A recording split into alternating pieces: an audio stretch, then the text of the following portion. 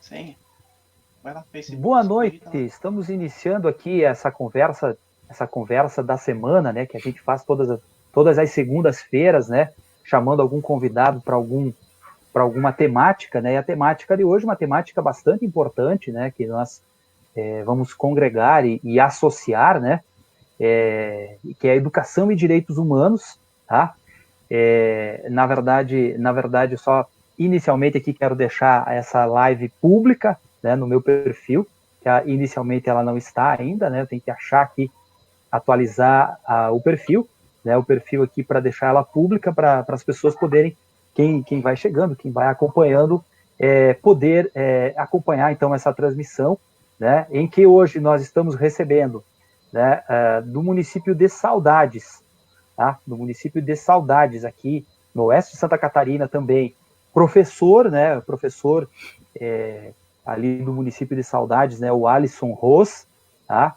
Ele também está se colocando como um pré-candidato a vereador, então, no município de Saudades, e também estou recebendo aqui, né, e ele é formado em História, né, na UNChapecó, conheço já uma longa data, né, e também recebendo, então, o Túlio Vidor, meu colega, nosso amigo também, colega da Universidade Federal da Fronteira Sul, também sindicalista, né, faz parte agora da direção do Sindicato dos Trabalhadores Técnicos Administrativos em Educação, o Sinditai, e eu passo inicialmente, primeiro agradeço a disponibilidade de ambos, né, de tirar um período da folga de ambos, né, passo primeiro, então, podemos começar pelo que vem de mais longe, né, o Alisson, para suas saudações iniciais, e depois eu passo para o Túlio também, né, agradecer primeiro a presença de vocês, e podem se apresentar também, né, eu disse brevemente quem são vocês, mas pode falar um pouco da atuação de vocês, assim, dar uma melhorada ali, né, nessa apresentação inicial. Boa tarde, Alisson, seja bem-vindo.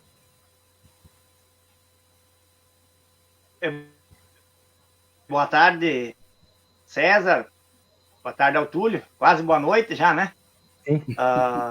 É uma alegria muito grande a gente poder estar participando dessa live, né? Para a gente conversar um pouco sobre, principalmente, essas questões da educação, né?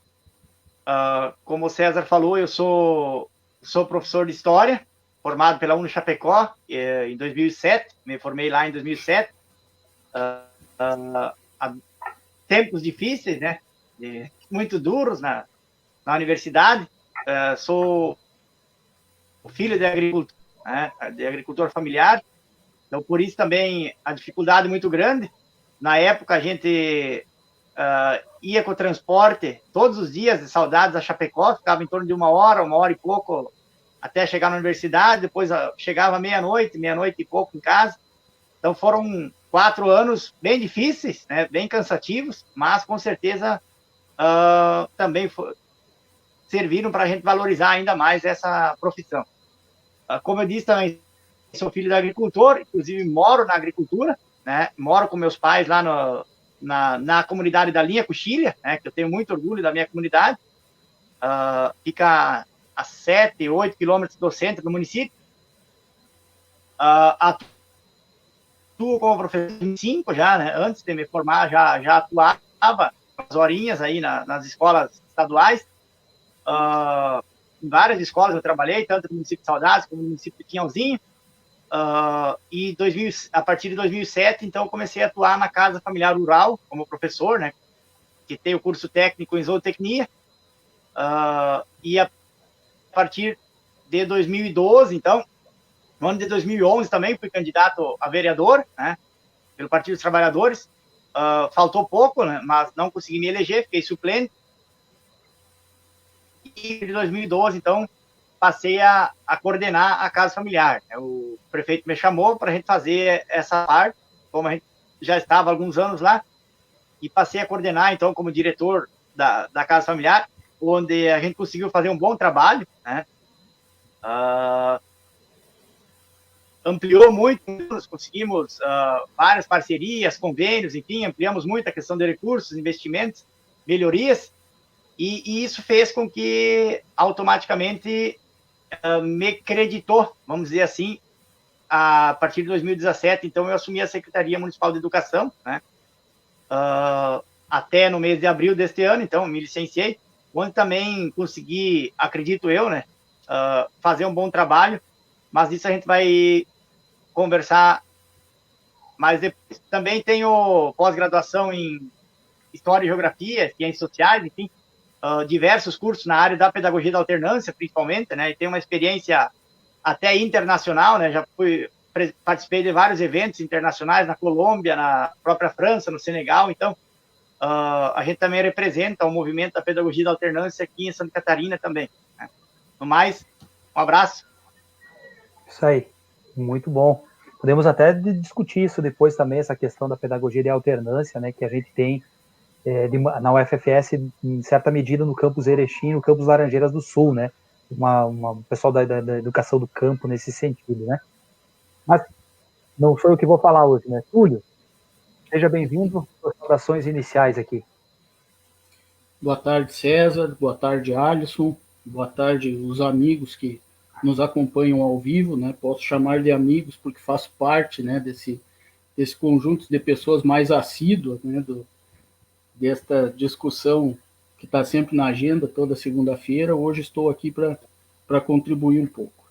Então, eu me chamo Túlio Vidor, sou servidor público há 15 anos trabalhando em universidades públicas, né, desde 2011, final de 2011, estou na Universidade Federal da Fronteira Sul, onde eu trabalhei nos últimos 6 anos no Centro de Referência em Direitos Humanos e Igualdade Racial Marcelino Chiarello.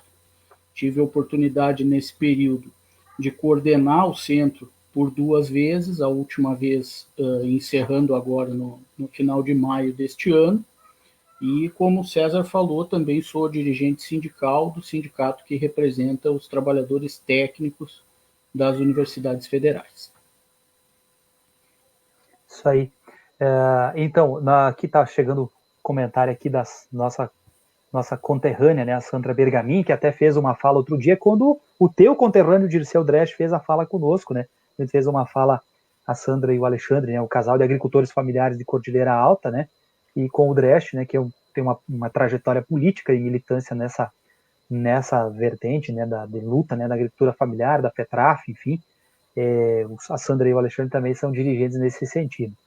Pois bem, inicialmente eu queria fazer uma pergunta para o Alisson, né, que ele contasse um pouco dessa questão da experiência das escolas, pode falar no modo geral, assim, da questão da educação ali do município de Saudades, mas especialmente dessa experiência, né, que vocês têm de escolas rurais, né, eu sou oriundo disso, né, eu estudava numa escola chamada Escola Isolada Campos Sales, em Linha Savariz, que de tão isolada não existe mais, hoje ela está aos escombros, né, digamos assim, ficou abandonada lá, e era aquela escola que você tinha as 4 séries primárias, todas reunidas, né, com todas as críticas que se possa fazer, digamos assim, que aquele modelo poderia ser, num pressuposto, digamos assim, de deixar a criança do meio rural numa perspectiva de uma escola com um pouco menos de equipamentos e tecnologia, mas também era uma experiência importante do ponto de vista, se a gente fosse pensar numa lógica de pensar sucessão familiar nas propriedades e tal, uma coisa articulada nesse sentido. Então, eu queria que você falasse um pouco dessa experiência, principalmente, pode falar de um modo geral da educação do município de Saudades, mas especialmente das escolas rurais. Eu já vi uma entrevista tua, eu não lembro, foi um canal de TV, um programa, né, não me recordo direito, eu já vi uma entrevista sua faz um tempo aqui, talvez você possa nos contextualizar nesse sentido. Então, a gente teve, inclusive, como eu falei antes, no período que eu estive coordenando, a Casa Familiar a gente teve uma reportagem do Globo Rural, que abordou esse tema da sucessão da propriedade, sucessão familiar, e a gente teve a oportunidade de estar, vamos dizer assim, participando, dando uma entrevista, foram poucos minutos. Eu também participei lá em 2010, ainda como a questão do celibato no campo, também foi um documentário muito importante, que foi gravado aqui no município de Saudades, em outros municípios. A gente até ontem eu estava assistindo ele de novo, né, como eu era um pouco mais, para lembrar como a gente era quando era um pouco mais jovens, né, há 10, 12 anos atrás, foi gravado, e é importante. Mas, assim, de modo geral, a educação aqui no município de Saudades, ela também teve essa questão da centralização, né, da nucleação, a partir do início dos anos 90, né, praticamente todas as comunidades do interior foram deslocadas para o centro, para o perímetro urbano, mas ficando, na época, 4 comunidades com escolas estaduais, né, e passaram a ser escolas estaduais. Dessas 4, ainda não lembro certo, mas por volta de 2010, por aí, uma delas também acabou sendo fechada, né, e essas crianças acabaram sendo trazidas para o centro também. Hoje, no meio rural, existem 3 escolas, né, uma no distrito da Juvencio, que fica lá na outra ponta do município. Essa tem, inclusive, ensino médio também, né? E outras 2 escolas, então, uma na comunidade do Alto Maipu e uma na comunidade da Santo Antão, que elas têm, então, do pré até o 9º ano, né? O primeiro, da primeira série até o 9º ano, são do Estado, né? Alunos do Estado, né? E o município tem a pré-escola junto nessa escola também, tem uma parceria entre município e Estado. Então, a gente acredita que também é uma forma de valorizar as comunidades, mas também de fazer com que essas crianças mantenham esse vínculo com o campo, né, com o meio rural. A minha avaliação é muito importante. Mesmo que muitos pensem que, e a gente sabe disso também, que os números provam isso, que o custo se eleva pela questão do transporte escolar, né? A gente precisa fazer transporte escolar duplo, muitas vezes, em muitas comunidades, para trazer o ensino médio para a cidade e as outras crianças ficam nessas comunidades, né? As comunidades vizinhas frequentam essas escolas. Mas a gente entende que isso também é importante para o município, né? O nosso município tem um setor da agricultura muito importante, muito forte, em torno de 60% da arrecadação do município é gerado pela agricultura. Então, é uma forma também que a gente entende de valorizar essas crianças, né? Também, falar um pouco da casa familiar, então. A casa familiar também está numa comunidade rural, né, na linha Taipes. Hoje tem asfalto até lá, né? Então, é próxima à Cunhataí. Ela também tem essa ideia justamente de trabalhar com que o jovem do ensino médio, que tenha um vínculo, um interesse maior de permanecer na sua propriedade, né, é uma oportunidade que a Casa Familiar oferece. Então, é um curso técnico de nível médio, né? Ele tem 3 anos de ensino médio, tem todas as disciplinas do ensino regular, e também ele sai formado técnico em zootecnia. Né? Inclusive, tem alguns alunos que têm acesso ao CREA, enfim, né? É uma questão importante. Mas o objetivo principal é justamente a questão da valorização e o trabalho muito forte para que esses jovens permaneçam na propriedade. Por isso, a pedagogia da alternância ela é diferenciada, né, César? Ela consegue aliar teoria e prática, né? E, principalmente, oportuniza também os profissionais que atuam nessas escolas familiares de estar indo visitar as famílias, de ter um contato maior com a propriedade do aluno, e isso, com certeza, faz com que aumentem as chances para que ele permaneça, né? E no 3º ano, quando ele conclui, além de fazer o relatório de estágio, enfim, que ele tem que fazer, apresentar, eles também implantam o chamado projeto de vida, projeto profissional de vida, que é o quê? Eles fazem um diagnóstico na propriedade, avaliam alguma atividade que tem deficiência ou que pode ser implantada nova na propriedade, em conjunto, então, discute aluno, professores e família, e eles acabam elaborando esse projeto, apresentando e implantando, e, na grande maioria desses projetos, eles se tornam viáveis e fazem com que, então, dê mais condições para que o filho do agricultor possa permanecer. E a gente tem vários exemplos, né? Exemplos importantes, né? De filhos que passaram pela casa familiar, implantaram o projeto e hoje estão muito bem, né? Com a propriedade desenvolvida, evoluindo, implantando outras atividades, então, gerando renda. E, na minha avaliação, é um retorno que o município pode dar, né? Que é um investimento momentâneo, mas futuramente esse jovem, essa propriedade vai produzir renda e vai trazer um retorno importante para o município. não sei se eu falo também agora essa questão da Secretaria da Educação nesse momento. Tu quer deixar para depois, então? Tu quer deixar para depois? Podemos deixar para depois, eu retomo a pergunta, né, e podemos, pode ser então, isso. Alisson? Ok. Sabe, senão eu me empolgo demais, César. Sem problema, eu não corto fala, eu deixo falando, assim, eu deixo falando. Outro dia a live com o Dirceu, o Alexandre e a Sandra, acho que chegou numa 1h30, porque acabou sendo, e foram falas que foram fluindo, eu planejo 50 minutos e ficou 1h30, mas sem problema, não dá nada. Segunda-feira eu já destinei para isso, né? Não tenho outros compromissos em tese na sequência. Só para complementar, né? Você falou aí que tem um amigo nosso, agricultor aqui da linha Porto Chalana, né? O Nicanor.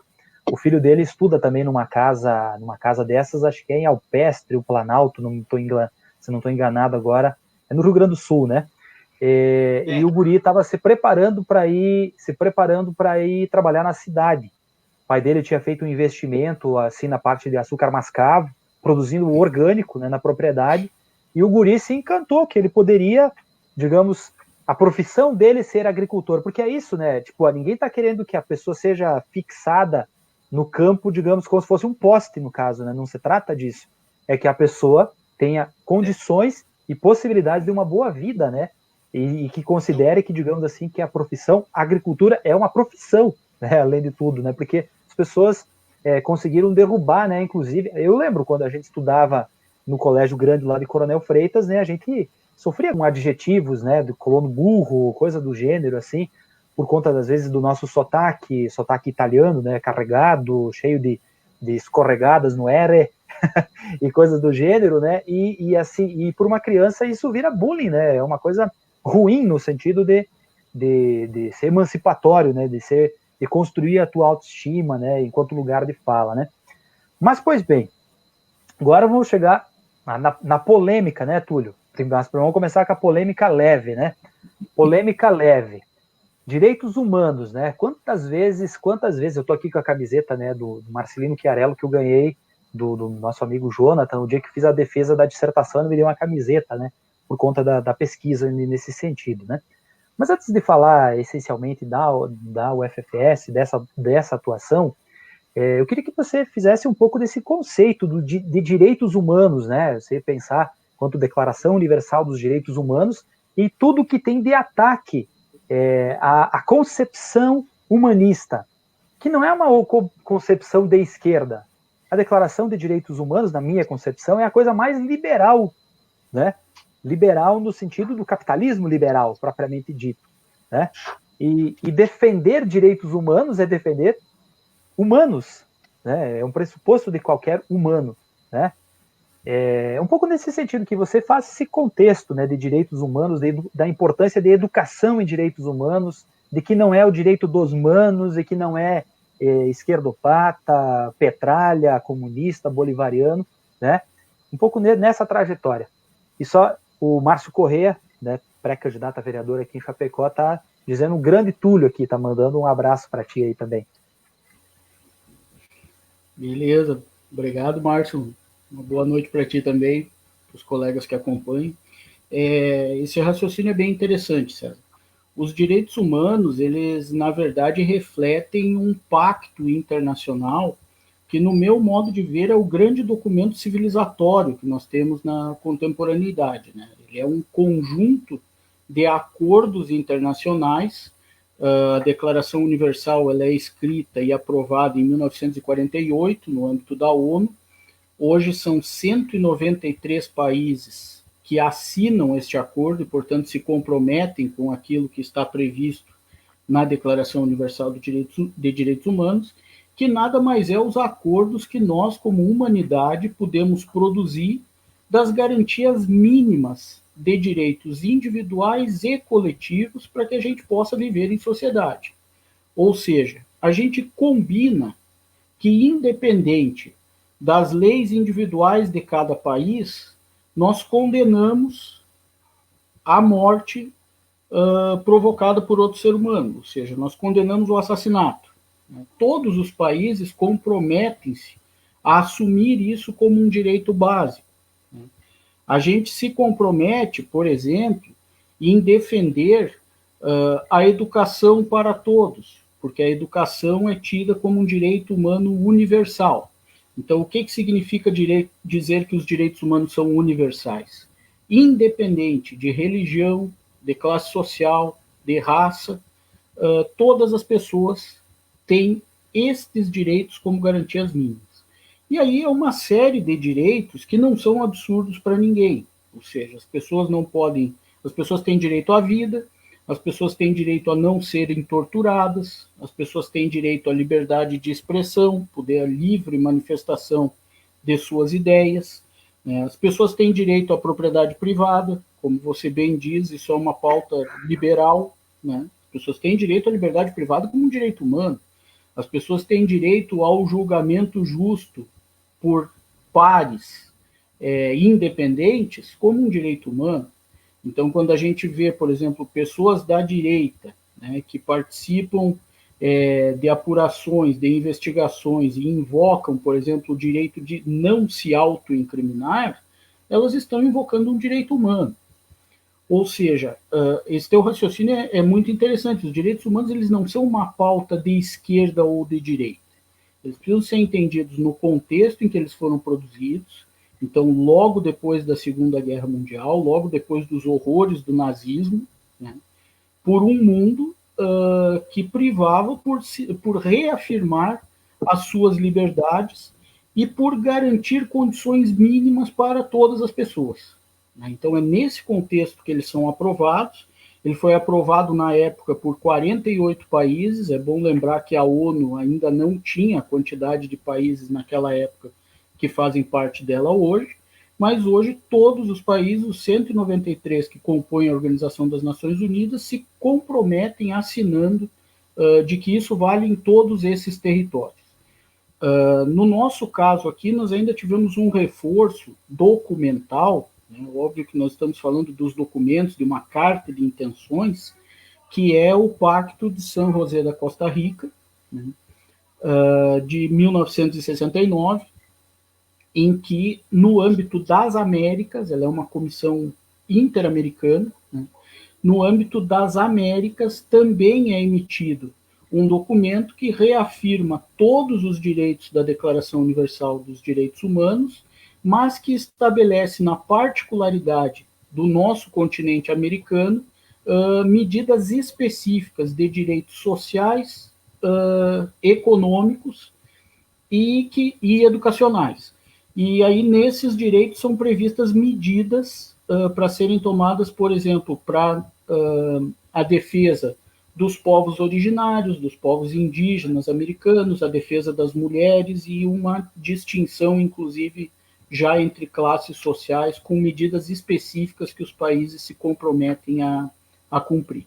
Então, de fato, assim, os direitos humanos eles são uma pauta de liberdades individuais e coletivas, e, de alguma maneira, todos nós temos, né, embora a gente veja na sociedade algumas resistências no debate político, que parece que os direitos humanos são uma pauta de esquerda, mas sendo de esquerda ou sendo de direita, todos nós, em algum momento, recorremos aos direitos humanos para garantir alguma liberdade individual quando a coisa aperta.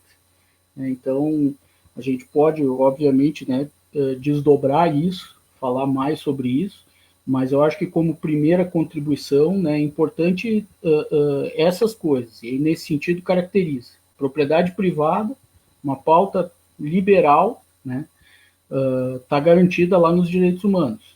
Uma outra coisa que é bastante polêmica, né, que aí já é uma pauta moral, né, que a gente fala, mas que entra nesse debate distintivo entre direita e esquerda, que está garantido desde 1948 na Declaração Universal dos Direitos Humanos, que o núcleo natural da sociedade é a família. Ou seja, os direitos humanos não só não são contra a família, como os direitos humanos prevêem que o núcleo natural pelo qual a sociedade se organiza é a família. O que vai ter debate depois entre direita e esquerda é que família os estados reconhecem, né? A direita moralista vem defendendo que família é aquele conjunto tradicional de pai, homem, mãe, mulher e filhinhos, avós só quando convém, né?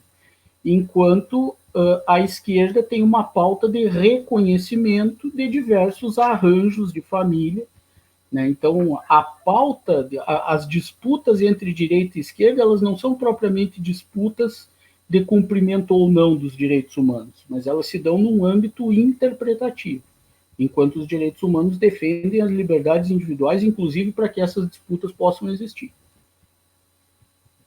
Isso aí. Te peço desculpa aí, Túlio, que eu fui clicar aqui para olhar um comentário e acabou entrando o som, né? Acho que deve ter atrapalhado um pouquinho você aí. Foi sem querer mesmo, né? Que está chegando aqui nos comentários aqui o Jacques de Toledo, né, pré-candidato a vereador, está falando um salve, companheiros. O Bruno Rangrabe está dizendo: César finalmente se rendendo ao tulismo. Você virou até já uma ideologia, Túlio, que o rapaz aqui está dizendo que é o tulismo, né? Deus Arradim está falando, então, tá dizendo aqui um olá, povo de luta, e o Jacques, o Brasil assumiu a Carta dos Direitos Humanos como lei, o governo Bolsonaro ignora isso e faz totalmente o contrário. Dariane Carlesso, nossa colega, né, que foi dirigente sindical também, né, do Sinditai, agora representante do Consune, parabéns aos participantes, especialmente os colegas tais da UFFS, Túlio Vidor e César Capitani. Precisamos falar de direitos humanos, precisamos reafirmar este e outros temas que progressivamente precisam se consolidar em nossas formações, especialmente em tempos de tanto negacionismo e obscurantismo. O Jacques, o Brasil assumiu como lei a Declaração dos Direitos Humanos. O governo Bolsonaro ignora completamente isso, faz contrário e ainda retrata a declaração. Tá? Eu às vezes me atrapalho aqui, tá, porque a letrinha fica pequenininha, tá, gente? Mas assim, agradeço muito a participação e as contribuições, e tá vindo aí vários comentários nesse sentido, tá? Inclusive, só para ponderar, né, a Dariane, nossa colega, né, a gente estudou um pouco também isso na diretoria de organização pedagógica, né, da Prograde, né, questão de educação e direitos humanos, educação e igualdade racial, né, e como que isso, do ponto de vista da legislação, né, ele precisa estar na educação em todos os níveis, modalidades, né, é algo bastante importante nesse sentido, né, inclusive do ponto de vista histórico, né, você falou, Túlio, aqui do histórico recente, né, de um horror de uma Segunda Guerra Mundial, com todas as questões, Holocausto, Câmara de Gás, né, e toda a questão de um mundo, né, que se organizou em blocos para se matar, né, basicamente, né, essa lógica, né, dos contextos de guerra, né, Primeira, Segunda Guerra Mundial, e que é o desdobramento da corrida imperialista, né, mas se você for pegar no processo histórico, você tem pressupostos de direitos humanos no Immanuel Kant, né, você tem no próprio Jesus Cristo, né, os cristãos renegam isso, mas nada mais direitos humanos do que a tolerância pregada por Jesus Cristo, né, e mesmo pelo rolo do Ciro lá na Pérsia antiga, né, digamos assim, que já garantia liberdade religiosa, por exemplo, assim, né, para os povos conquistados, inclusive, né, liberdade de culto e outras coisas do gênero. Então é um processo secular, né, milenar, inclusive, de discussão, e é por isso que eu fiz a provocação no sentido do reducionismo, né, que é colocado, Maria do Rosário que defende os bandidos, direito dos manos, esses tipos de falas que em nada contribuem com um processo emancipatório e civilizatório, né, do país. Antes de eu devolver a pergunta aqui para o Alisson, chegou mais 2 comentários. Miguel Ferreira de Castro está dizendo que está ligado. Um abraço, Miguel aqui da região da EFAP, né? E a Letícia Stein está dizendo que o subculturalismo educacional contribui para a manutenção do pensamento de que os direitos humanos são pensamentos de esquerda. O sujeito não se reconhece como sujeito de maioridade. É uma contribuição que vai na linha um pouco da reflexão que o Túlio nos reproduziu, que os direitos humanos são para todos os humanos, por isso que se chamam assim. Alisson, então, agora a minha pergunta pode ser, então, no sentido, né, do teu trabalho, né, no teu trabalho e do trabalho da tua equipe, né, no setor de educação, né, você me falou lá do programa, digamos assim, específico, né, mas se quiser falar um pouco no sentido geral da educação, e desse teu trabalho, então, desse teu envolvimento com essa equipe, né, ali da gestão do prefeito Daniel Cote, né, enfim, dessa construção, dessa caminhada, então, no município de Saudades, na área da educação.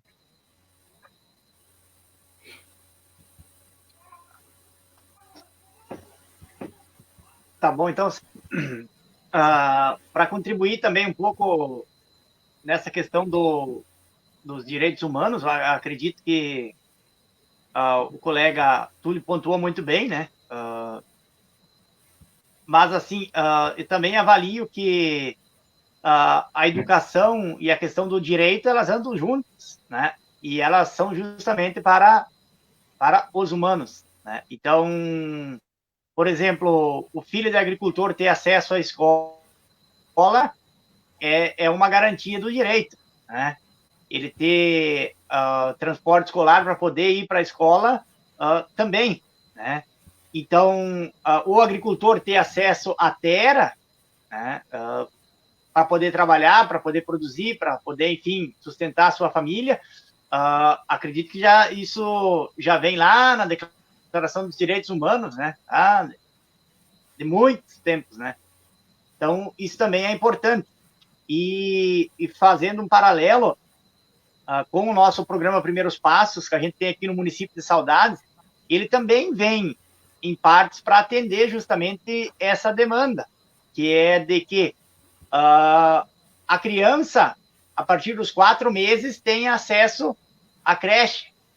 Né? Então, o município criou esse programa com esse objetivo, com essa finalidade, de ofertar vaga para toda a demanda, né, que tivesse a procura.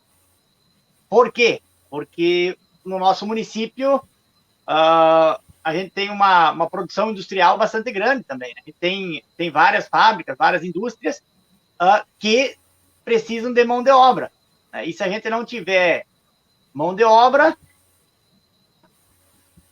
automaticamente essas indústrias podem estar saindo, indo para outros municípios, enfim, buscar. Então, foi uma forma também que a administração encontrou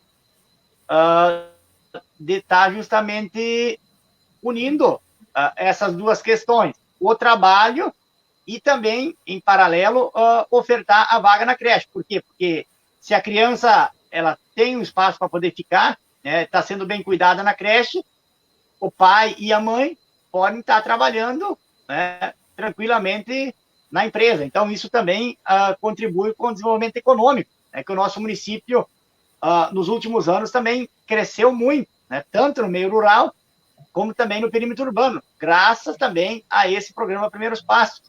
E a gente teve, inclusive, a expectativa é que, para o próximo censo que aconteça, então, o município alcance o índice de 10.189 habitantes, né, que até 3, 4 anos atrás, até, por exemplo, no último censo de 2010, nós estávamos com 9.016, se eu não estou enganado. Né? Então, a gente possivelmente tem um crescimento populacional muito grande também, justamente por essas questões também, né? Que se oferta educação, atendimento em creche, né?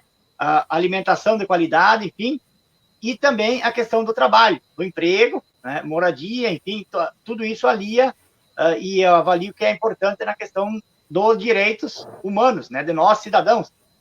Todos nós temos direito a isso, né? Ao trabalho, à educação, acho que são direitos fundamentais, e a gente tem que justamente brigar por isso. Quando a gente chega em períodos que isso começa a ser negado para a sociedade, acredito que a gente precisa tentar, de alguma forma, discutir esse processo e tentar melhorar, né, para que todos tenham direito e tenham acesso. E na questão, então, específica da educação aqui no município de Saudades, esse programa, então, começou no ano de 2013, né, que foi uma decisão, então, na minha avaliação, muito acertada do prefeito Daniel, enfim, da administração municipal. A gente precisa frisar também que é uma administração com um conjunto de partidos, mas o prefeito é do Partido dos Trabalhadores. Né? Então, também, e principalmente a Secretaria da Educação, nesses 8 anos, sempre esteve com o Partido dos Trabalhadores também. Então, isso é importante a gente frisar. para também oportunizar. E é também a intenção, né, do partido, a questão ideológica de garantir o acesso. Então, para nós foi muito importante, como eu falei antes, o município, enfim, a gente também conseguiu, além de construir uma escola nova, né, de 12 salas, o modelo ainda iniciou a construção em 2014, se eu não me engano, foi inaugurado em 2018. A gente conseguiu fazer a ampliação da creche, né, da reforma de creches, enfim, tudo para garantir o direito.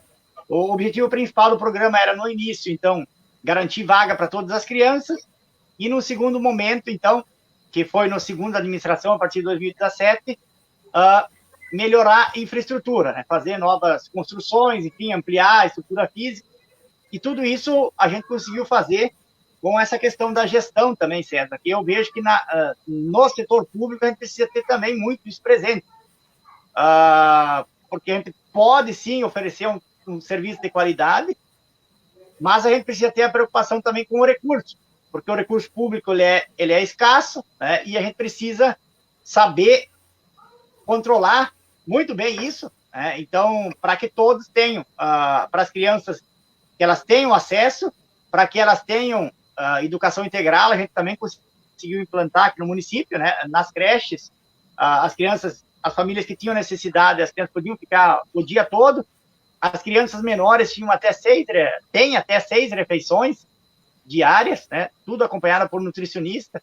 Então, avalio que é importante para que a gente possa também construir uma sociedade melhor. A gente sabe que é difícil sim, mas a educação ela precisa ser prioridade em todos os momentos, não somente no período eleitoral, ou enfim, a gente ouve muita gente falando que temos que priorizar a educação, mas com o passar do tempo ela passa a ser esquecida.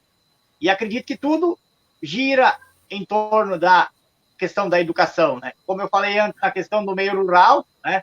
A gente hoje já não pode mais, por exemplo, permitir que filhos de agricultores não tenham acesso à escola e principalmente que não vão à escola, porque mesmo que ele queira ficar no campo, queira ficar na propriedade, mas com todas as tecnologias, ele precisa ter acesso a informações, né? Ele precisa estar preparado para esse novo momento.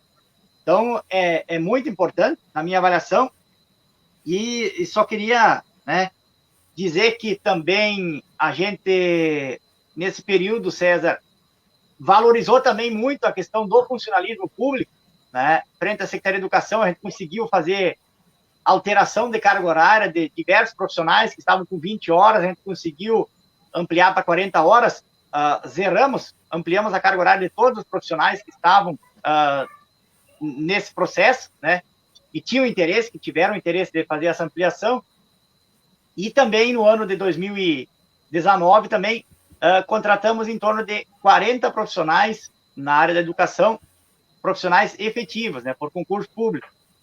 Grande parte desses professores, né, principalmente para a educação infantil, que a gente tinha uma demanda muito grande, e também agentes educativos, serventes, merendeiras. Então, a gente ampliou muito o número de profissionais efetivos, que também, na minha avaliação, é importante, para que a gente possa também trabalhar, né, dar uma qualificação para esses profissionais. Então, ele vai criando um vínculo maior com a secretaria, com o município.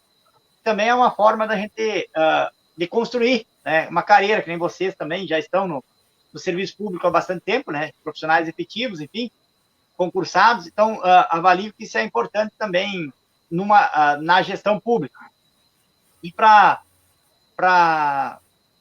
no mais, é importante, né, que eu falei, a questão da gestão, mesmo que a gente trouxe diversos profissionais novos, né, ampliamos o número de profissionais, mas a nossa secretaria, com toda essa quantidade, toda essa demanda, hoje o município de Saudades tem mais de 1.000 crianças, atendidas por esse programa Primeiros Passos, que são crianças de 0 a 10 anos, né? Então, dos 4 meses até o ensino fundamental, até o 5º ano, né? Que é o que o município tem hoje aqui. Então, cresceu muito a demanda, principalmente nos últimos 3 anos, e a gente foi tendo que ampliar a estrutura, fazer investimentos, novos profissionais, ampliar o quadro de profissionais, e mesmo assim a gente conseguiu sempre trabalhar com essa questão da gestão, como eu falei antes. Conseguimos sempre trabalhar com 26%, 27% dos recursos da área da educação. A gente sabe que 25% é obrigatório, né? Então, mas a gente também tinha muito essa preocupação do prefeito Daniel, que se precisava trabalhar com a gestão. E a gente sabe, eu tenho esse entendimento também, que o recurso público ele é escasso e a gente precisa ter prioridades. Então, o que é prioridade?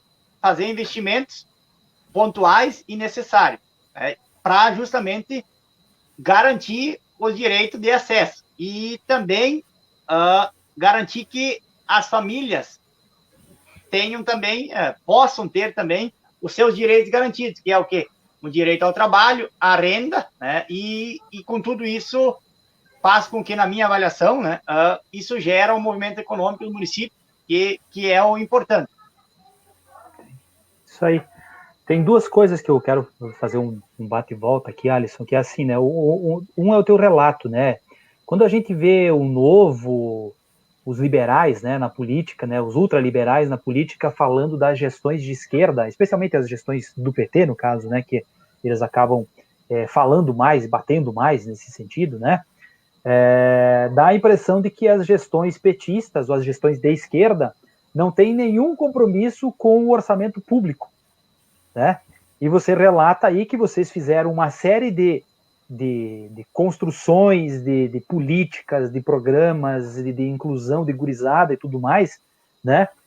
Tendo um equilíbrio, né? Que passava um pouquinho do limite, digamos ali, dos 25% de gasto em educação, mas não muita coisa assim, porque existia outras demandas, provavelmente, da gestão pública, na área da saúde, na área de infraestrutura, né? Na área de assistência social, enfim, a gestão no esporte, na cultura, enfim, os vários investimentos que uma gestão pública precisa fazer.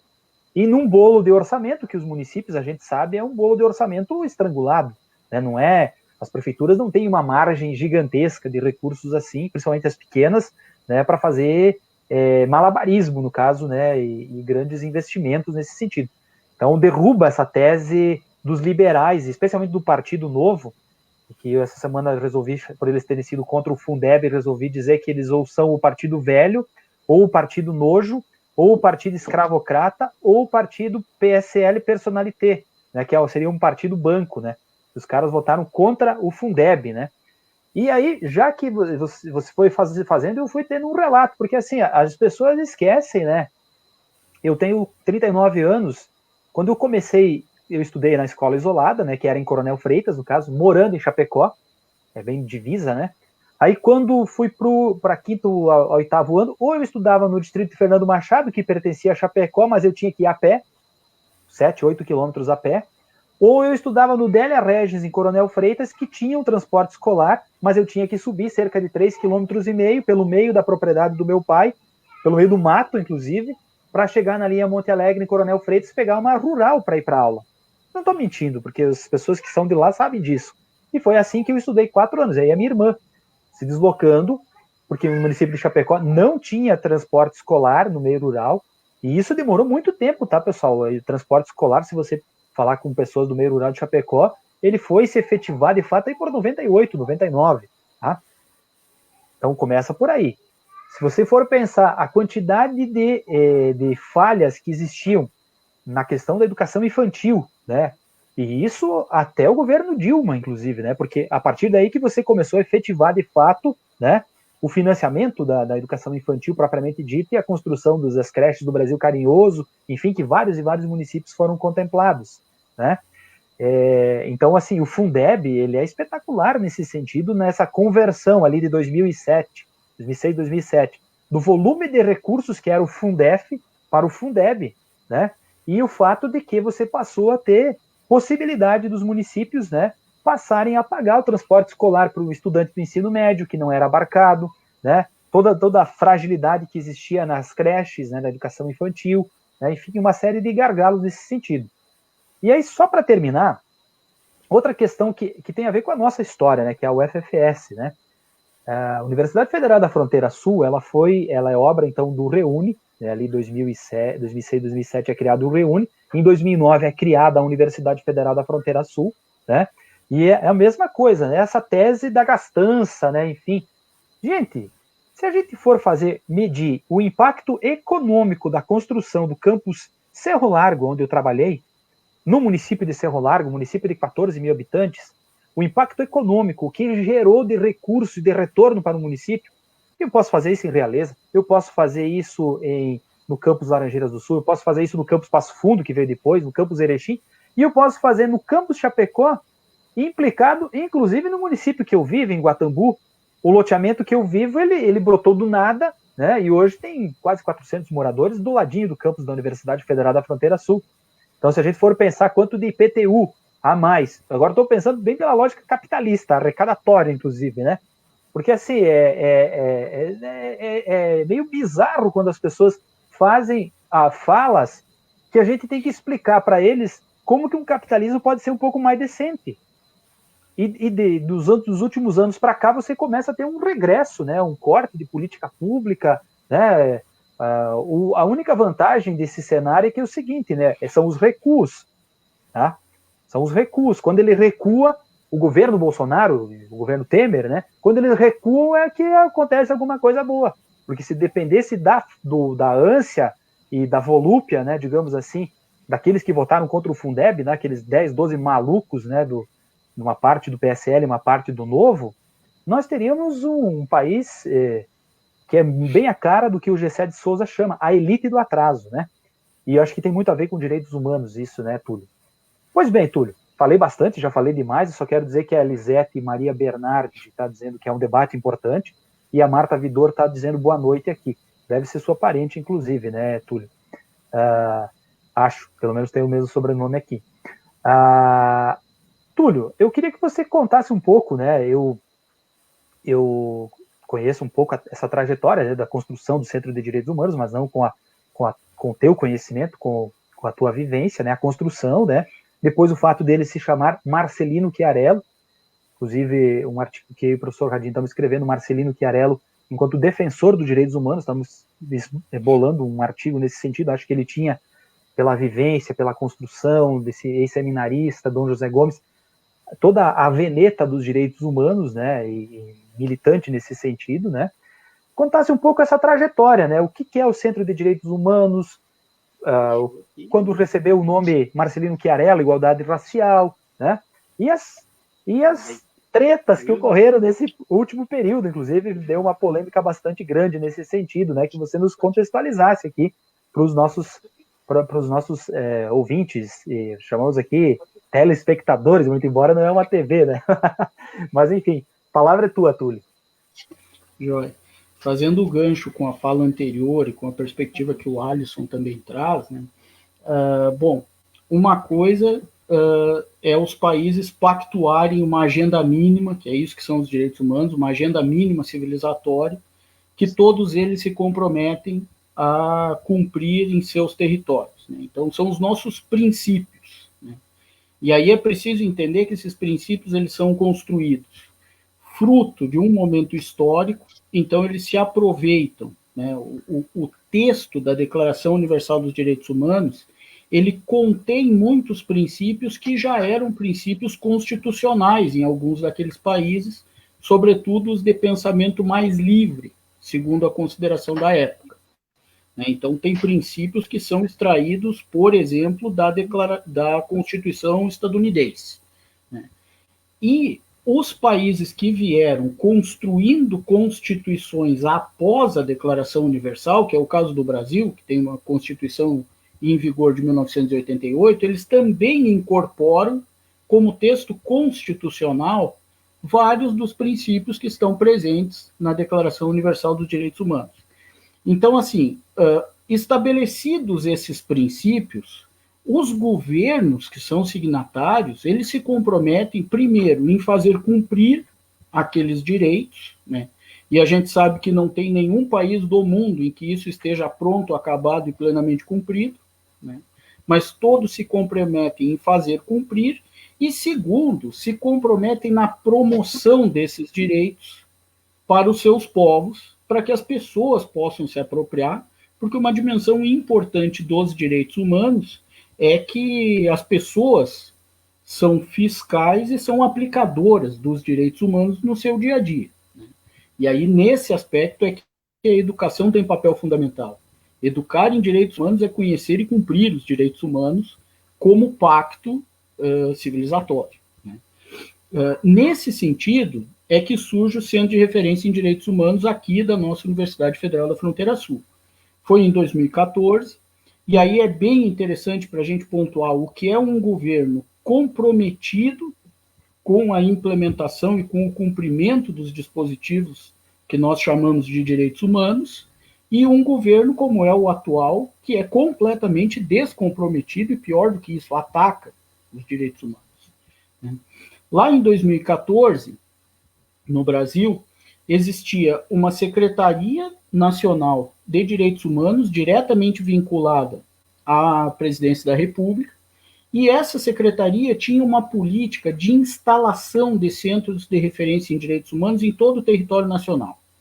Então, o público-alvo dessa política eram prefeituras e organizações não governamentais que poderiam concorrer no edital, receber recursos para quê? Para montar esses centros em âmbito de território municipal e, a partir desses centros, serem a referência para os casos de violação em direitos humanos. Então, duas tarefas. Uma, receber as denúncias dos casos de violação de direitos humanos. E dois, articular o poder público e os entes que atuam em direitos humanos para um trabalho coordenado. Então, essa era uma política nacional. A UFFS entra nessa política se propondo, inclusive, a fazer coisas que eram inovadoras no âmbito da política. Primeiro, uma universidade que, por ser multicamp, tem uma base territorial muito maior, que não se restringe somente a um município. Então, o Centro de Direitos Humanos da UFFS ele tem atuação em toda a mesorregião da grande fronteira do Mercosul. Noroeste do Rio Grande do Sul, sudoeste do Paraná e oeste catarinense. Essa é a nossa base territorial. E segundo, por ser uma universidade e não uma ONG, atuar fortemente não só na fiscalização, no monitoramento e na atuação em cima das violações de direito, mas atuar fortemente na educação em direitos humanos e fazer a ponte entre o conhecimento científico, que é o produto do trabalho das universidades, e a população. E foi isso que nós, nessa caminhada, fizemos. O centro ele iniciou a sua atuação em 2014, né, atuando nesse sentido, em aspecto amplo de direitos humanos. Em 2015, a gente dá nome ao centro, e essa é uma... Eu vou fazer um recorte pequenininho aqui, porque eu acho que, inclusive, dá para usar uma segunda-feira inteira para falar disso, Sérgio. E você tem muita propriedade para isso, mas, assim, o nome do Centro de Direitos Humanos da Universidade Federal da Fronteira Sul, Marcelino Chiarello, se refere a um vereador do município de Chapecó, lutador histórico das causas populares, defensor dos direitos humanos, que teve uma atuação destacada também no processo de luta pela criação da nossa universidade, foi do Conselho Estratégico Social, foi presidente do Conselho Estratégico Social da nossa universidade, que é também uma estrutura que esta universidade inaugura de inserção deliberativa da população em cima dos assuntos da universidade. Então, com uma atuação muito forte dentro da universidade, uma atuação na sociedade, defensora dos direitos humanos, defensora do povo de Chapecó, e que foi assassinado, né, na sua residência. Ele foi encontrado morto, mas as investigações científicas demonstram claramente que ele foi assassinado, e ele foi, o caso Marcelino ainda foi objeto de uma negligência do Estado, em que o Estado brasileiro foi condenado num julgamento popular realizado aqui em Chapecó, como culpado pelo não esclarecimento do que aconteceu com Marcelino Chiarello. Com mais de 1.000 pessoas no julgamento popular, né? É bom Justamente. que se diga, né? 5 anos depois do assassinato, né? Desculpa te interromper, Túlio. Não, imagina. Então, claramente um assassinato político que teve consequências políticas na não apuração devida posteriormente. Então, é o nosso crime político aqui da região, né, e que o processo foi arquivado sem conclusão. O processo hoje está arquivado sem conclusão. A Universidade Federal da Fronteira Sul, amparado pelo relatório do Laboratório de Criminalística da USP, tem a posição, né, de que o Marcelino foi de fato assassinado, e aí rende essa homenagem ao Marcelino, eternizando o nome dele como nome do centro de referência, que foi a principal atuação da universidade no sentido de garantia dos direitos humanos locais. Então é assim que o centro recebe este nome. A igualdade racial, ela vem logo depois, né? O centro foi objeto de sucessivos processos de financiamento do governo federal. Então, aquele primeiro em 2014 para implantação, depois em 2016, mais um projeto vinculado ao governo federal que visava o estabelecimento de políticas específicas para a igualdade racial. E aí é importante dizer, nós estamos fixados numa região que recebeu milhares de imigrantes negros nesse período, né, haitianos, senegaleses, sobretudo, mas de diversas nacionalidades e, sobretudo, negros, né. Então, nós também, no centro de referência, acabamos atuando muito com o público desses imigrantes que chegaram aqui numa condição muito frágil e estão até hoje numa condição de fragilidade do ponto de vista dos direitos humanos muito grande. Então, o centro foi se transformando ao longo do tempo, e embora tenha mantido toda a atuação no escopo geral dos direitos humanos, houve uma especialização em atendimento às questões de igualdade racial em função dessa demanda concentrada localmente. Bom, esta é a normalidade do centro, né? Agora vamos à treta, né? O Centro de Referência em Direitos Humanos, ele acaba de ser fechado pela Universidade Federal da Fronteira Sul, e aí eu já explico em seguida a questão documental, mas eu continuo sustentando que o Centro de Referência em Direitos Humanos foi fechado. Tá? Eu coordenei esse centro, como eu falei na minha apresentação, por 2 vezes, né? A segunda vez, ela vem já até meados do ano passado, né? Eu continuava trabalhando no centro, depois de já ter sido coordenador. Nós tivemos o desligamento do professor Paulo Ran, que se transferiu para outra instituição, e nós estávamos prestes a realizar eleições locais na universidade. Então, em acordo com a reitoria, eu reassumi a coordenação do Centro de Direitos Humanos com a perspectiva de fazer uma transição para a gestão que assumiria após o período eleitoral. E foi assim que eu atuei. É bom dizer que eu já tinha a perspectiva de me desligar também do centro, né? A gente tinha todo um planejamento de fazer uma substituição da equipe para também renovar a perspectiva de atuação junto aos direitos humanos, né? Do ponto de vista da equipe permanente do centro, né? E eu já estava com vistas, então, a ser também desligado do centro e trabalhar em outro setor da universidade. Bom, eu assumo novamente o centro, nós tivemos toda a problemática das eleições internas da UFFS, eleições bem conduzidas, dentro da legalidade, que geraram a lista tríplice para a nomeação do presidente, e Bolsonaro, antidemocraticamente, nomeia o terceiro nome da lista tríplice, que tinha lá pouca coisa mais do que 10% dos votos na eleição. Este é o reitor que assume, com uma perspectiva, uma plataforma chamada Nova UFFS, que é uma plataforma reformista e declaradamente conservadora. Esse reitor assume, eu apresento a questão do centro, e o primeiro acordo estabelecido é, bom, o centro permanece inalterado até que a reitoria avalie o que vai ser do centro, mas segue com liberdade de continuar tocando as suas coisas, continuar fazendo o combate às violações, e assim nós viemos trabalhando por um período pouco maior do que 6 meses.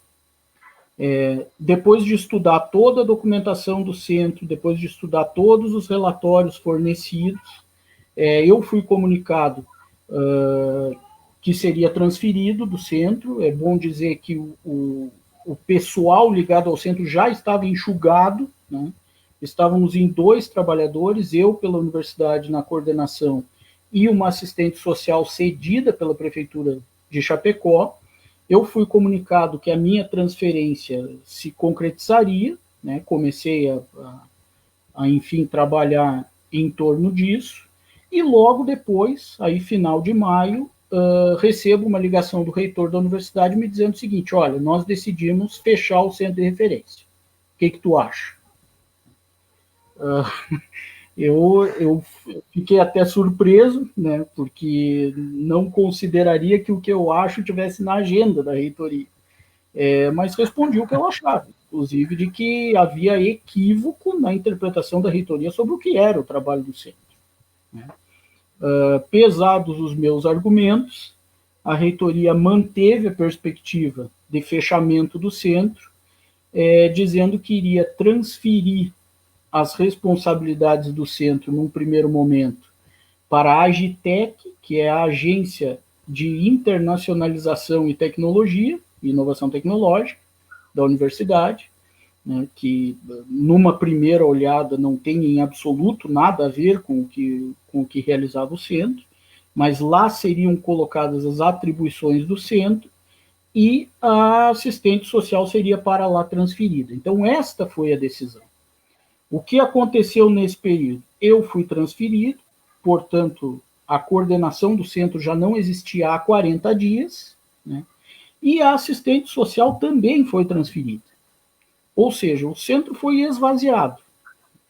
E aí, por fim, foi publicado o documento que gerou toda a polêmica, que é o documento que textualmente, né, extinguia o Centro de Referência em Direitos Humanos e Igualdade Racial Marcelino Chiarello. Imediatamente houve uma manifestação muito forte em sentido contrário, uma resistência social local muito forte, né? E no dia seguinte, então, a reitoria da universidade retifica este ato, extinguindo apenas a coordenação do centro.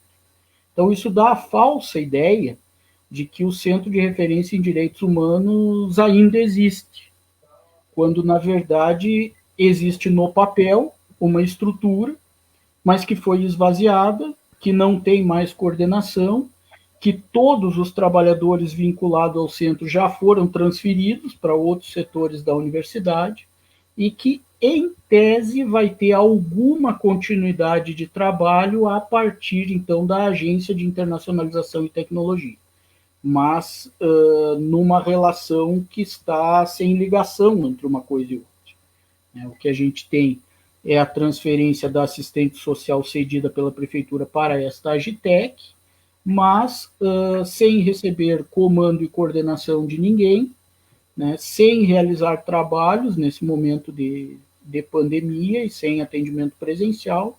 Então, eu continuo sustentando que a reitoria da UFFS optou por fechar o centro de referência. Tá? Qual é a justificativa que me deu por telefone o reitor e depois a chefe de gabinete, a então chefe de gabinete do reitor? A plataforma da nova UFFS previa o investimento concentrado nas atividades fim da universidade. E por isso estava retirando os investimentos do centro de referência. Neste formato, não fazia parte do que eles entendem como atividade fim da universidade. E que aí, para mim, isso não é polêmico.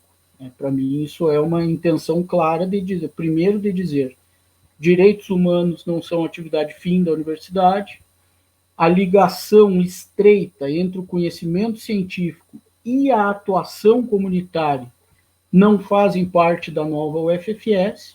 Então, esta nova UFFS é uma universidade extremamente pequena em relação à universidade que tínhamos há pouco mais de um ano atrás, antes dessa proposta antidemocrática ser instituída como a reitoria da universidade. Então, resumidamente, foi isso que aconteceu. O centro permanece fechado, Obviamente que a reitoria deve trabalhar simbolicamente com essa questão, inclusive para se defender de todos os ataques que sofreu em função do fechamento do centro. Mas é bom que se diga que o centro não está funcionando, né, e que não tem nenhum trabalhador lotado no centro de referências hoje.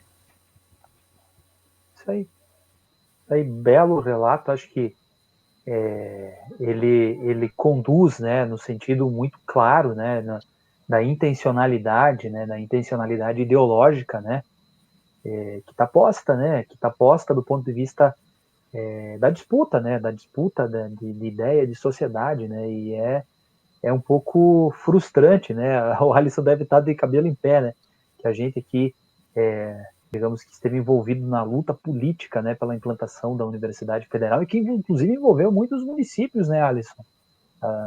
Sindicatos, organizações, associações, né, de todos os municípios de Oeste Catarinense, Sudoeste do Paraná, Cantuquiriguaçu, região missioneira e Alto Uruguai Gaúcho, né, enfim, as várias pequenas regionalidades articuladas nesse sentido, né, e nós caminhamos, então, nesse pressuposto. Só eu vou me esticar aqui, porque eu tenho que carregar o notebook aqui, ele baixou a carga.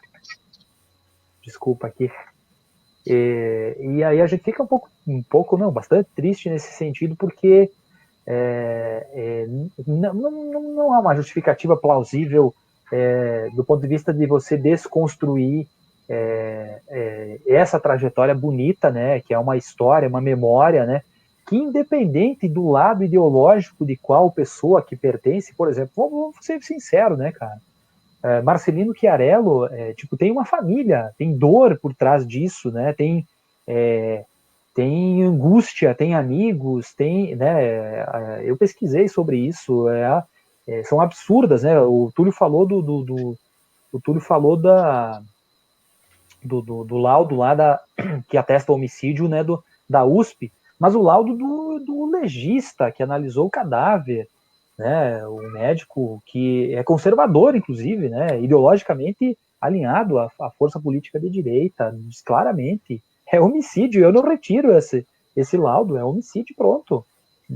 Então, assim, esse pressuposto, esse tipo de justificativa não cola, né, faz parte da disputa política, a gente tem que superar e vai, num determinado contexto, eu sou esperançoso, né, eu sou meio São Francisco de Assis, nesse cenário, né, no ponto de vista da persistência, não da religiosidade, mas assim, é um pouco frustrante, né, e assim, a gente continua trabalhando, no caso, né, na universidade, a gente acredita nela, e a gente vai defender, né, esse legado histórico, essa construção histórica, sempre, né, e nós temos as nossas armas, né, as nossas armas são a nossa voz, né, e minha rede social, agora fora do expediente, inclusive, né, é uma dessas formas, uma dessas questões. Gente, mas a gente acabou chegando aqui também o comentário do Arlindo Simão, que é pré-candidato aqui a vereador aqui do município de Guatambu, está dizendo boa noite. Eu vou chegar agora para uma fase mais final, né, da nossa prosa, né, que nós chegamos a 1h10, 1h08, né, o professor Antônio Andrioli está chegando aqui, o ex-vice-reitor, né, Antônio Andrioli, está dizendo buenas, companheiros, né, a expressão dele aqui, mas eu quero passar então, deixar aqui para o encerramento, né, eu agradecer imensamente as colaborações e a contribuição de vocês. A gente poderia ficar mais muito tempo debatendo, mas também estica, né, e cada qual tem o seu compromisso. Alisson, queria as suas palavras finais. Você é pré-candidato a vereador, né, então manifeste essa intenção também, né, ali no município de Saudades. A gente te deseja sucesso, né, na empreitada, e agradeço imensamente a tua colaboração e a tua contribuição aqui para o debate. Sim, a gente está, então, César, assumimos esse desafio, né, juntamente com o partido. Já me licenciei ainda no início do mês de abril, né, com essa mudança, inclusive, da data da eleição. Eu sou um dos grandes prejudicados, né, perdi um pouco de salário, enfim, né, mas não tem problema, estamos aí à disposição do partido, né, que é uma coisa que também eu me orgulho muito, já sou filiado desde os 16 anos, sempre participei do debate, sempre participei do movimento, enfim, e tentamos fazer da melhor maneira possível o nosso trabalho. Só para complementar o que você falou da questão da gestão, César, para você ter uma ideia, aqui no município de Saudades, além da Secretaria de Educação, então, fazer a sua gestão dos recursos, a administração como um todo também, que isso é muito importante frisar também, a gente sabe que todos os municípios podem até 51% do recurso investir em folha de pagamento, né? Mas a nossa opção aqui da gestão pública, aqui do município de Saudades, ela, nesses últimos 3 anos, sempre esteve entre 42%, 43%, ou não chegava bem a 44% em folha. Né? Para quê? Para que justamente tivesse essa capacidade, esse fôlego, né, para fazer investimento, principalmente em melhorias, em estrutura física, asfaltamentos, enfim, foram feitas diversas obras, né, tanto no perímetro rural, né, para você ter uma ideia, foram construídas quase 40 pontes de concreto, depois de 2015, né, com a enchente que destruiu todo o município praticamente. Então também foi um investimento importante, foi uma decisão importante na minha avaliação e mostra que dá para fazer, sim, dá para fazer política pública com gestão do recurso público. Como eu falei antes, ele é escasso e a gente precisa cuidar. Eu sempre brinco com a minha mulher, né, que ela inclusive disse que eu cuido, quando eu estava na secretaria, eu cuidava mais do recurso público do que do meu próprio dinheiro. Né? Então, mas a gente precisa ter essa preocupação, porque na política a gente precisa ter responsabilidade, principalmente responsabilidade e a questão de ética. É o que eu aprendi isso com meu pai, já convivi com diversos políticos, inclusive na minha comunidade, né? Então a gente foi aprendendo desde pequeno que a gente precisa ter responsabilidade para poder fazer as ações e principalmente fazer política pública pro povo, né? Para todos. Então, para isso, a gente precisa ter preocupação. No mais, também, César, eu quero agradecer muito o convite. Né?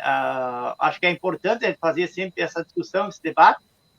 A gente também era meio colega, né, lá pelos corredores da Unichapecó, lá no início dos anos 2000. Né?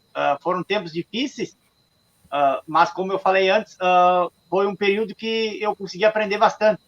Agregou muito para a minha vida, né? Essas dificuldades, principalmente, fazem a gente crescer. Né? Eu avalio que as dificuldades, elas ajudam a gente a crescer, a melhorar, a buscar novas possibilidades. E não só para a gente, mas também para ter uma visão mais ampla de sociedade, como o colega Túlio falou, né? A gente precisa ter um olhar como um todo, né? Olhar como um todo a sociedade. Então, nesse momento, a gente sabe que tá uma dificuldade, né? É um momento difícil para toda a sociedade, para todas as pessoas, e principalmente para as famílias, né, que têm as crianças pequenas em casa. Mas, com certeza, a gente, trabalhando em conjunto, né, pensando, respeitando cada um da sua forma, né, se cuidando, a gente vai superar isso. E a gente tem um potencial, o Brasil como um todo tem um potencial muito grande, principalmente a nossa região oeste tem um potencial muito grande para o desenvolvimento econômico. Né? A gente não é capitalista, né, César, mas a gente também tem que ter esse entendimento que o desenvolvimento precisa acontecer para que as pessoas possam também ter, todo ser humano almeja ter uma vida melhor. Né? Então, somente com o trabalho, né, com o salário, enfim, tudo isso faz com que melhore a vida das pessoas, faz com que melhore a arrecadação, enfim, a distribuição de renda nos municípios, e isso faz com que a gente possa criar uma sociedade cada vez melhor, né? E com certeza é o que a gente almeja, e como pré-candidato a vereador, né, também é o meu intuito, de justamente fazer esse trabalho, de fazer esse acompanhamento, né? É o que a gente está tentando trabalhar, agora trabalhando com alguns vídeos, enfim, para mostrar como que é o lado do setor público, né, para a gente fazer esse debate com a sociedade e estar apresentando uma alternativa nova, né, porque a gente sabe que a política, e principalmente os políticos, né, tem uma visão muito ruim na sociedade, e a gente precisa desconstruir isso. E como é que a gente faz para desconstruir? Mostrando novos caminhos, novas alternativas, para que a sociedade possa, de novo, voltar a acreditar, e acreditar principalmente que é possível, né? Que a gente precisa ter esperança, que a gente pode, sim, construir uma sociedade melhor para todos, indiferente de partido, mas a gente precisa ter esse entendimento. A sociedade, ela precisa se autoajudar, né? Então, na minha avaliação, é dessa maneira que eu sempre trabalhei, né? Nunca olhando partido, olhando, enfim, a raça, enfim, essa questão de gênero. Eu sempre tentei respeitar todos, né? E dar oportunidade para todos também, e fazer sempre o melhor trabalho possível, né? Pensando sempre que a gente tem que se colocar no lugar do outro, né? Para que daí, a partir disso, a gente possa ver o que é prioridade, o que não é prioridade. Então, é dessa forma que eu sempre...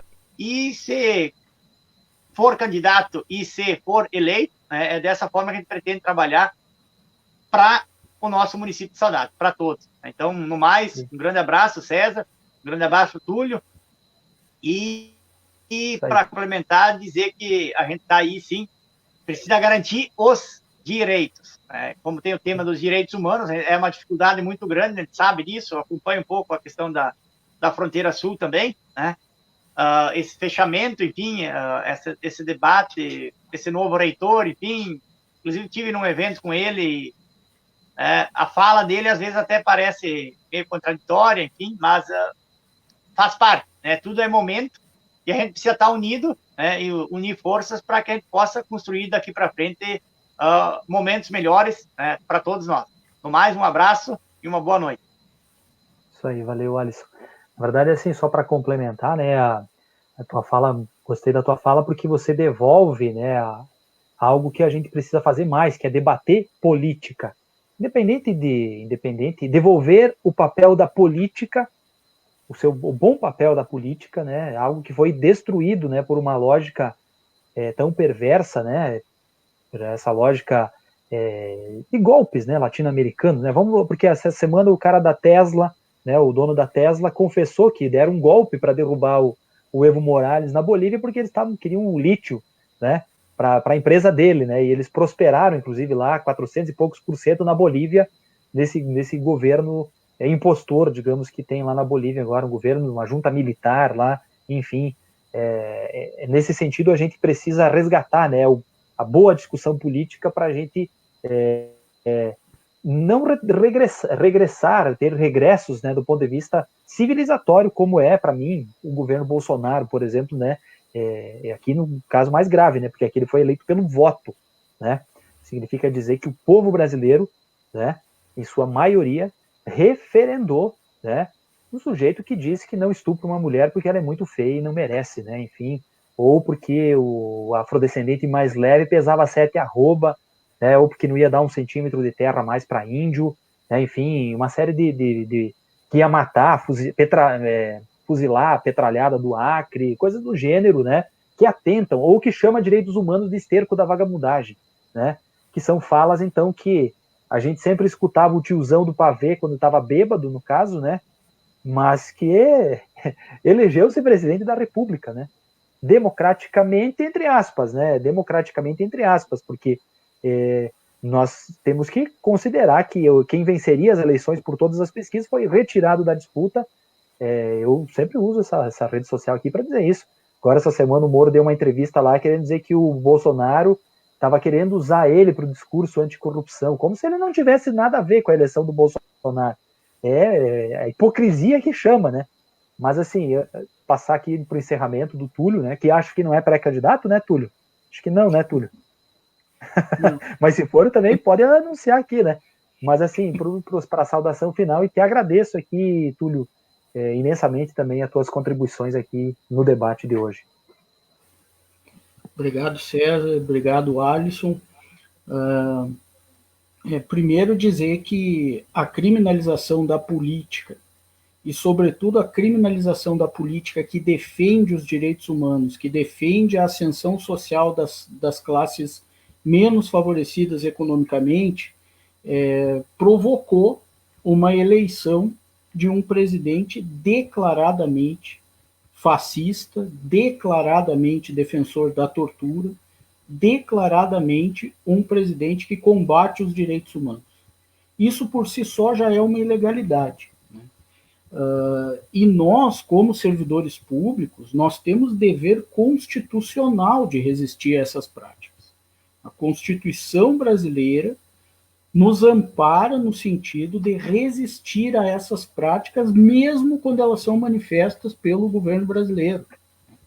Então, dizer que nós somos trabalhadores do Estado, não somos trabalhadores de um governo, e que, portanto, essa postura vai ser a postura que eu vou continuar adotando, tenho certeza que César, que Alisson, que as pessoas que estão aqui nessa discussão também continuam adotando, né, os que são servidores públicos, e dizer que nós temos que resistir a uma mudança do ponto de vista civilizatório, a ponto de retornar historicamente a questões pré-iluministas. É disso que nós estamos falando. Um governo que defende práticas sociais pré-iluministas, extremamente condenáveis, e que nós, como humanidade, de alguma maneira conseguimos superar, pelo menos no papel. Então, aceitar um governo como esse significa dizer ou que o papel nos basta, ou que nem mesmo o papel nós queremos. E eu tenho certeza que essa não é a inflexão social da humanidade no momento, em que pese esses acidentes, né, que para mim são fruto de uma demonização da política, de uma criminalização, sobretudo das esquerdas a nível mundial, e que nós precisamos estar atentos também a esses processos, porque senão os governos do mundo caminham, né, nessa direção. Quero agradecer muito, César, não sou pré-candidato, né, eu integro um coletivo aqui em Chapecó que já vem há alguns meses debatendo e que vai apresentar ao Partido dos Trabalhadores a pré-candidatura do professor Jacques, que também esteve contigo aqui há algumas semanas discutindo a formação militante, né? Então eu integro este grupo, vamos propor o nome do professor Jacques, e então fico, né, muito feliz de ter participado, vou continuar acompanhando todas as segundas-feiras, como acompanho, né, feliz de dar contribuição, sempre à disposição do amigo também, quando precisar, estamos aí. Então tá, gente, tudo de bom para vocês, agradeço de novo, uma boa semana para vocês, para quem nos acompanhou também, e quem sabe a gente vai, quando acabar a pandemia, num Kerb ali em Saudades, né? Pode ser, pode ser. Tomar um chopp aí. Isso é importante. Até mais. Valeu. Tchau, tchau.